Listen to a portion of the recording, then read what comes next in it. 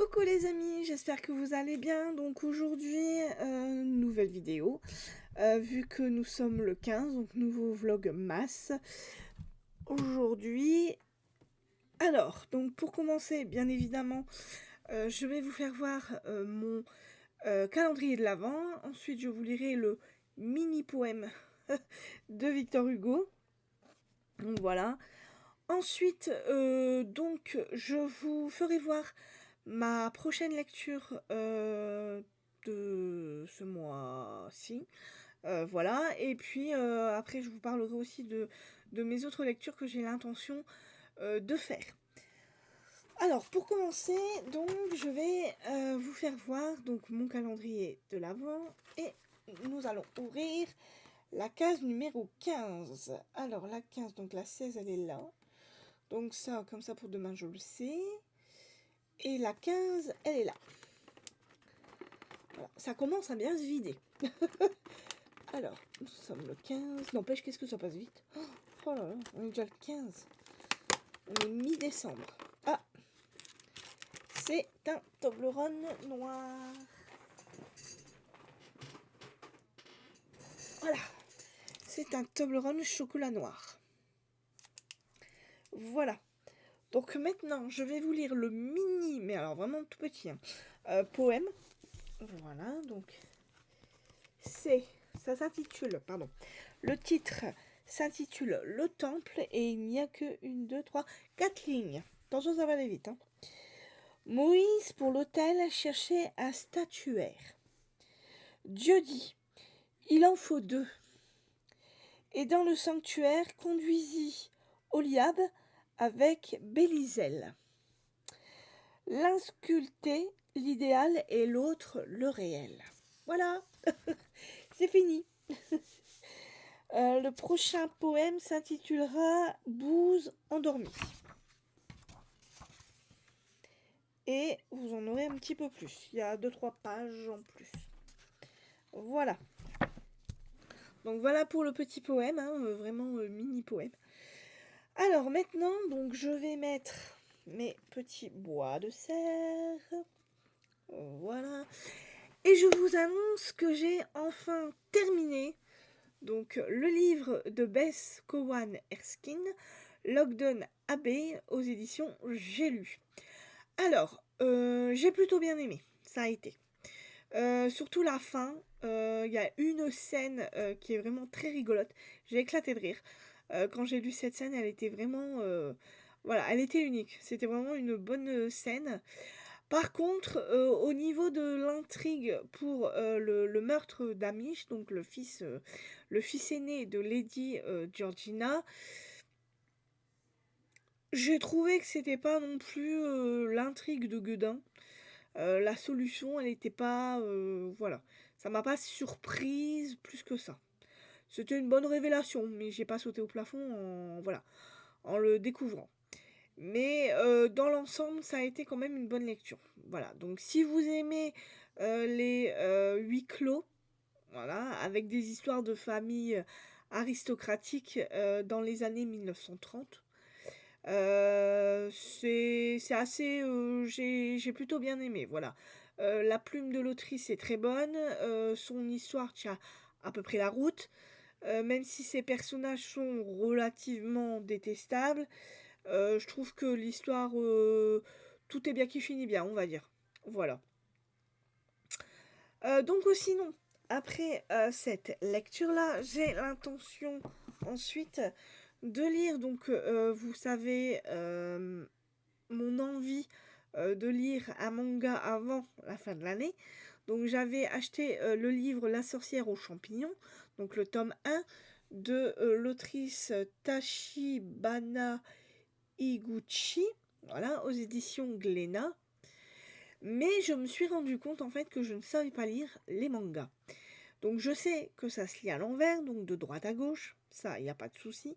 Mais c'est au niveau des, comment dire, des cases, voilà, des petites vignettes que j'ai du mal à lire. Donc tout à l'heure, j'ai réessayé quand j'ai fini mon livre là, Lockdown Abbey, je me suis dit, je vais réessayer de lire ce livre. Donc j'ai regardé sur internet comment lire un manga, je me suis dit, y a pas de raison, je suis pas plus bête qu'une autre. Il y a un moment donné où je vais réussir à lire. Et je pense que je commence tout doucement à, à savoir lire. Voilà, je commence tout doucement à savoir lire ce manga. Donc là, dans ce livre, on est avec Luna, qui est une sorcière noire, qui fait pousser des champignons toxiques. Voilà, et même sa peau est relativement vénéneuse. Donc du coup, en fait, elle habite dans une forêt. Voilà, dans cette forêt, donc, elle a une maison en forme de champignon. Et dans sa maison, elle fabrique des remèdes. Ces remèdes, elle les revend. Voilà, ça lui permet d'avoir un petit peu d'argent pour pouvoir après s'acheter bah, des livres, des meubles, voilà, des petites choses comme ça pour qu'elle puisse survivre, tout simplement. Malgré, malgré tout, donc, pour s'acheter tout ça, et puis pour vendre ses remèdes, elle est obligée d'aller dans le village qui surplombe la forêt.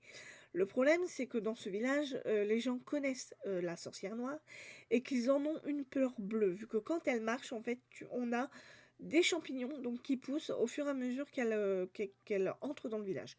Et donc, du coup, les gens ont vraiment très très peur, vu que les champignons sont très toxiques. Mais ce qu'on sait aussi, c'est que les champignons, donc ces champignons qui sont toxiques, arrivent à, comment dire, à, comment on peut dire ça, à prendre le mauvais air. Voilà. Les champignons arrivent, ont la capacité à, comment dire, à, à emprisonner, si on peut dire ça comme ça, le mauvais air du village.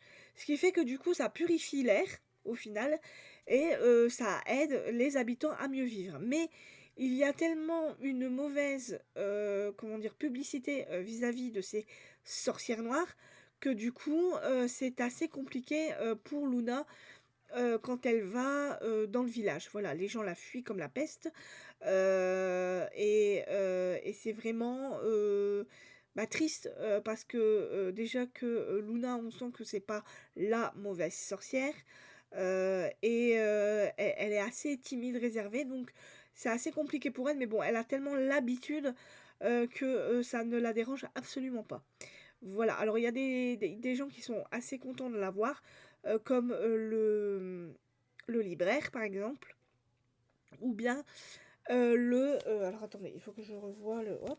Alors, attendez, et c'est le... euh, c'est le... Alors... le libraire, et c'est le... C'est pas le pharmacien, c'est le...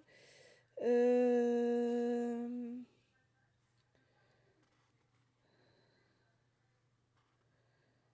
Elle visite le...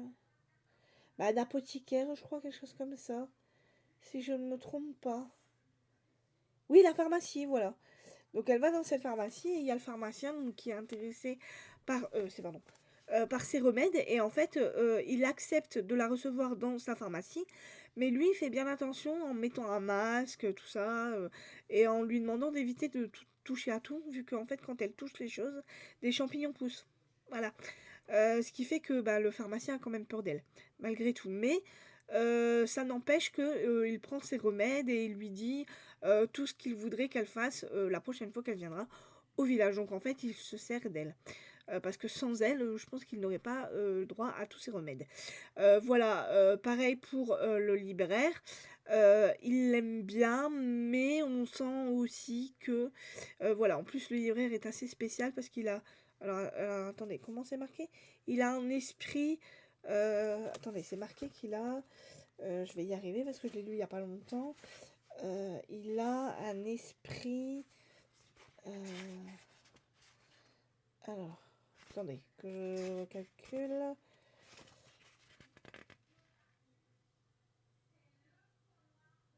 Je comprends pas comment ça se fait que... C'est pas normal. Ça va pas, ça. Ah bah oui, bah c'est pour ça que j'ai pas... Oui, j'ai loupé une page. en fait quand je l'ai lu.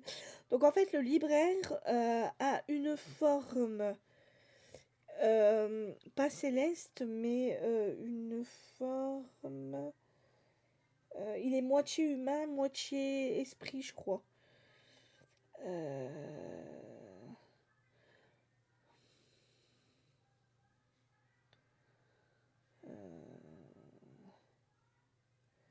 Voilà, elle est tenue par l'enfant d'un esprit et d'un humain. Voilà, donc en fait, c'est un esprit, voilà, c'est assez spécial. Mais oh, je vais y arriver. Mais ce libraire est un esprit en fait, et donc du coup, il revêt et sa forme esprit et sa forme humaine. Voilà. Donc lui aussi est assez atypique. Et c'est pour ça qu'il essaie de comprendre la sorcière, malgré tout. Et on sent aussi qu'il y a, comment dire, une bataille entre guillemets qui se joue parce que les sorcières noires sont très, comment dire, très mal vues et autant il y a des sorcières blanches qui sont très bien vues. Voilà, donc il y a une bataille entre sorcières noires et sorcières blanches. Donc ce qui fait que ben, ça met Luna dans une position assez compliquée apparemment. Donc voilà. Donc je vais essayer de continuer à lire, enfin c'est pas que je vais essayer, c'est que je vais lire ce livre et puis je vous en dirai plus quand je l'aurai lu. Voilà pour ma lecture actuelle. Et ensuite, donc une fois que j'aurai fini ce manga, donc j'ai l'intention de me lancer dans ce livre-là, donc de Gérard Coquet, Auguste Pointe, la trilogie irlandaise, le tome 1, aux éditions, alors c'est les éditions M+. Voilà. Et c'est un livre que j'avais fait dédicacer. Donc quand j'avais été au salon du livre de Neulémine. Voilà. Ensuite, j'ai l'intention de lire L'ombre d'Adeline, donc le livre 1 aux éditions Roncière. Alors, je pense que c'est ça, à moins qu'il y ait une autre édition. Non, les éditions Roncière, voilà. Donc de H.D. Carlton. Et ensuite, si tout va bien, donc je lirai donc le Lucinda Riley, La Rose de Minuit, aux éditions Charleston. Voilà. Donc voilà pour tous les livres que j'ai l'intention de lire après donc mon manga. Alors, je pense que je réussirai peut-être à commencer, oui, c'est pas peut-être, c'est sûr même, que je lirai, je commencerai Auguste Pointe avant de partir. Par contre, je ne pense pas que j'arriverai à le finir avant mon départ. Donc du coup, ce que je vais faire, c'est que je vais prendre les livres. Donc je prendrai Auguste Pointe, L'ombre d'Adeline et le Lucinda Riley. Donc je prendrai tous les trois. Et je vous ferai de toute façon une vidéo avec tous les livres que j'ai l'intention de prendre en vacances. Voilà. Donc vous aurez cette vidéo-là mercredi.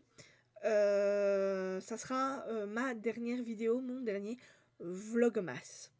Bah écoutez, voilà pour moi, je viens de finir ma vidéo, donc j'espère que celle-ci vous aura plu. Alors ça a été une petite vidéo, mais j'avais rien prévu d'extraordinaire.